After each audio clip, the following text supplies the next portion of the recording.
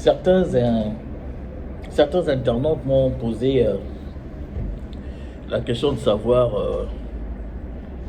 pour moi, quel est le leader, quel est le pays où, quel est le leader ces 20 dernières années qui a, voire un peu plus, qui a réellement marqué le continent sur le point de vue du développement ou encore en termes de leadership.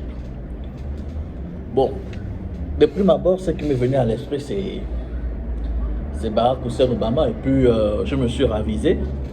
Je me suis soudainement souvenu que c'est du côté des Amériques, alors qu'on parlait, la question était focus sur le continent africain. Donc, pour ma part, hein, sur le continent africain, pour ce 21e siècle, c'est Nelson, oui, Nelson, je crois, Nelson Rolihlahla Mandela. Et son nom clanique, au niveau de sa tribu, je crois que c'est Madiba. C'est quelqu'un c'est une personne qui m'a beaucoup marqué, parce que non seulement il est prix Nobel, après avoir passé plus de 26 ans et demi en prison pour ses prises de position politiques, c'est quelqu'un qui m'a marqué en termes de leadership, parce qu'il a eu un leadership vraiment qui a impacté non seulement le continent, mais aussi le reste du monde. Cela lui a valu le prix Nobel de la paix. En fait, c'est quelqu'un de très pragmatique. Lorsqu'il sort de prison, qu'est-ce qu'il fait? Il fait naturellement le tour du pays. Il fait le tour du pays.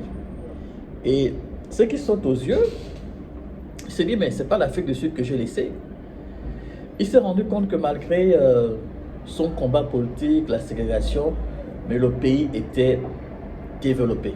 Vraiment, quand on parle en termes de développement, le pays était vraiment développé. Et l'une des qualités qui m'a marqué chez cet homme, c'est son honnêteté intellectuelle. Lui, c'est quelqu'un, quand c'était blanc, il disait que c'était blanc. Il avait fait un constat qui à première vue, qui était là. Le constat, c'était que le pays était développé. Et le pays était développé, pourquoi?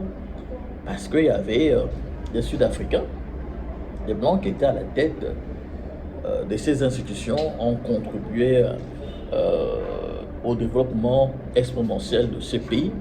Voilà pourquoi certaines indiscrétions vont jusqu'à penser, je ne suis pas en train ici d'affirmer, vont jusqu'à penser que ces derniers avaient plus ou moins signé un contrat tacite au regard du développement du pays. Il avait demandé à la partie blanche, pas à la partie blanche, aux Sud-Africains, que vous allez vous occuper exclusivement de la partie économique et nous allons nous occuper de la partie politique. Et il faut voir que lorsque les Africains, les habitants d'Afrique du Sud, les Noirs, ont pris les rênes du pays, ça allait un peu dans tous les sens.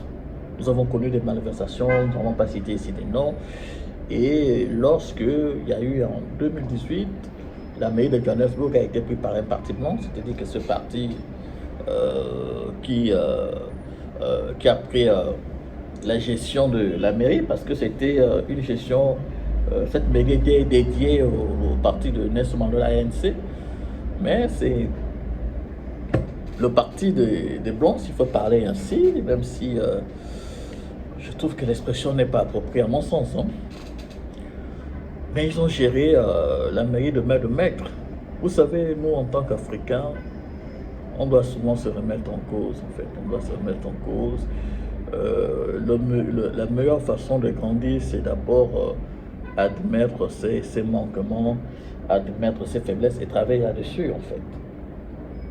Le véritable problème de l'Afrique en termes de développement, au-delà des frasques liées à la colonisation, mais nous, sur le noir, on a notre part de responsabilité. C'est souvent un côté qu'on entre. C'est un côté que très souvent nous sommes en train d'occulter. Nous faisons ce qu'on appelle la politique de l'autruche. Je pense que nous devons nous remettre en cause en tant qu'Africains. Nous ne sommes pas ici pour refaire l'histoire. Nous sommes ici pour nous poser des bonnes questions. Pourquoi le développement n'est pas si évident que ça? Pourquoi nous ne décollons pas? Quelles sont les causes? Parce que nous, ce qui nous intéresse, ce n'est pas la conséquence, parce que la conséquence, c'est la maladie, c'est normal qu'on voit partout.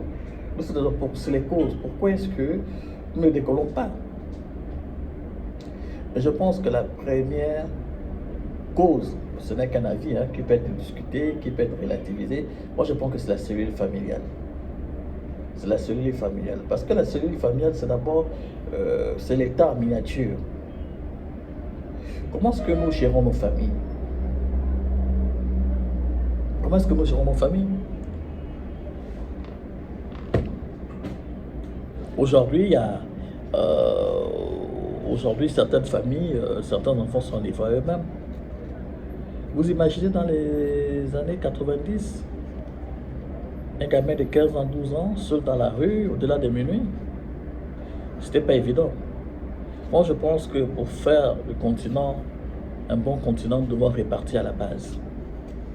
L'éducation, elle est vraiment importante. Elle est vraiment, vraiment importante. Je pense que répartons à la base, est-ce que nous, en tant que parents, nous, en tant qu'individus, est-ce que nous impactons positivement notre environnement? Tout part de là, en fait. Est-ce que nous sommes des bons voisins? Est-ce que nous attendons seulement, exclusivement les jours de fête pour mettre la peinture dans nos maisons ou déblayer et enlever de l'herbe dans nos maisons? Vous savez quoi? Lorsque la mairie a été récupérée par les Blancs à Johannesburg, la première décision qu'a eu à prendre ce maire, c'était de demander à tous les habitants de Johannesburg de peindre leur maison. Le développement part de là. Le développement, comment dire, il est graduel. Il n'est pas spontané.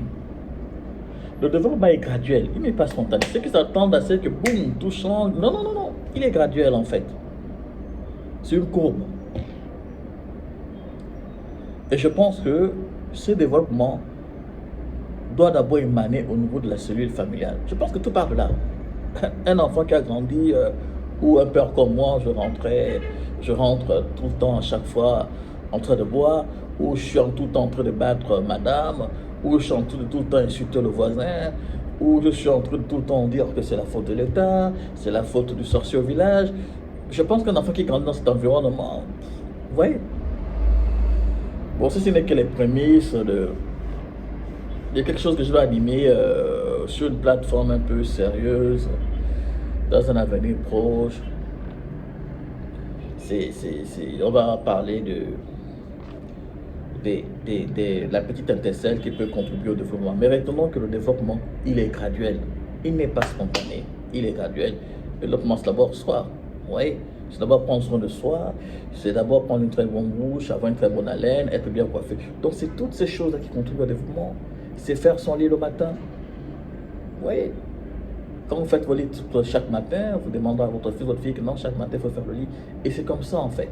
Lorsque vous avez une maison bien rangée, ce qui fait que si l'enfant grandit dans cet environnement où la maison est bien rangée, mais quand il sera aux affaires, il aura toujours cette notion que les choses soient toujours bien faites. Pourquoi croyez-vous qu'à chaque fois que nos frères occidentaux se graillent dessus, pour ne pas dire se gueulent, ils se rendent dessus, et ils disent non, ne faisons pas ça devant les enfants. Parce qu'un bon parent, c'est un modèle. À très bientôt sur ma page.